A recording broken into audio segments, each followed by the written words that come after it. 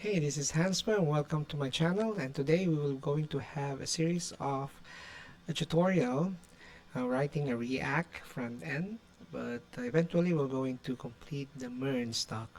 Using a MERN stack, we're going to be working with the technology of MongoDB. We're going to have the Express.js, the React.js, and the Node.js. Alright, so without further ado, we're going to be setting up our environment, but of course we do have some prerequisite before we move on to our React development. Okay, so for now I'll just be creating a folder, a new folder, name as React lessons. Okay, I'll be selecting this folder. Alright, so which means setting up your React environment. Of course, we have also to test whether if our node is already installed in our machine. So you can see by typing in the terminal or in the CLI cmd node v or version, and you will see that I got a 20.17 version of the node. So this time I'll be also checking the npm version, which is our node package management. So this will going to be a 10.8.2. So perhaps if you haven't installed or download yet, we can go on the node.js.org website and you can download the latest LTS. Pretty much this is a stable one. Currently, upon this video is being recorded, I have a version of 22.11 on the Windows, and you can also find it in different platforms like Mac OS, Linux, and Linux. Alright, so once that you have downloaded that one, you can also need a Visual Studio Code like this. Right, so without further ado, we'll be setting up our environment of React by executing an npm global, npm install -g global using create React, right, React app, right.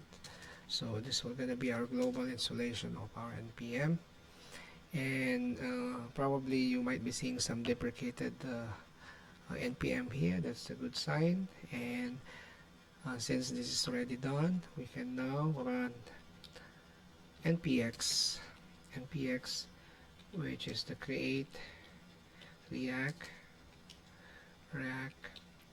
app, will be on the same folder, which is the React lessons. And once that it's done, we'll just be waiting for at least a couple of minutes to install these packages, and all these packages probably ranging from React libraries, React DOM, React scripts, and other CRA templates that we might be needing in our development. Alright, so while we are waiting for this, this is what we're going to perform. We have this an equivalent HTML file and a cascading style sheets file. This is considered to be a review, but they're in the HTML format, and this design showing here will later be converted into a React. So what we're going to do is, of course, we'll just copy this HTML, and by applying some elements like div inside our React component, and subsequently, of course, even the CSS should be also be residing inside our SRC. Okay, for now, you're seeing that our package is still extracting, and you first might be seeing from our explorer of our Visual Studio Code, the package .json is there, and the node module, which is locally installed now in our folder, right. And we'll just wait for probably about a minute still, and it will complete this once that all the dependencies and libraries already been downloaded properly in our local folder, which is the React lessons, right. Okay, there you go, almost done. You are now seeing the complete package of the JSON, Now it's about to install the dependency using npm, and right, cleaning it up, and some packages already been there. And once that you see the happy hacking there at the bottom of your terminal and came back to your prompt, meaning you're good to go. Right, so perhaps now you can see the src folders here. So src, the most important files here, of course, the index.js, the app.js, and the rest of which is like the app.css or all the cascaded style sheets. And if we're going to be working with the backend, we're going to be also be modifying some package in the JSON, but for now we'll skip that one first. Right, so without further ado, I can now execute this one by typing npm start in our terminal, and you will open your default browser, right?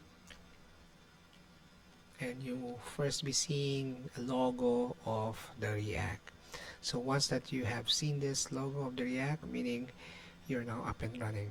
Okay, so we're gonna be seeing you once again to the next video, and we'll try to customize this output, and we'll just make up with students forms which I have shown it to you.